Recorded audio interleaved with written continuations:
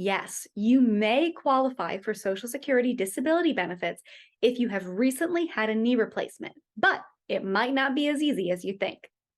My name is Caitlin Wildoner, and I'm an attorney who helps disabled clients obtain their disability benefits as quickly as possible so they can focus on getting better. Today, we're going to talk about qualifying for Social Security disability, that's SSDI or SSI benefits, following a knee replacement. To qualify for SSDI or SSI benefits, you must be totally disabled and unable to work for a period of at least 12 months. Sometimes a knee replacement will take you out of work for 6 months, but that does not meet the duration requirement for SSDI or SSI.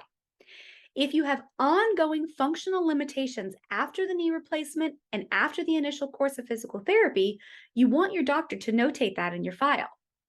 After a knee replacement, it's important for Social Security to understand why you are disabled and unable to perform any job. That is the key to winning disability after a knee replacement. Thanks so much for watching. If you're disabled and unable to work, click the scheduling link below or give us a call directly for a free consultation where we can discuss your case and see what I can do to help you.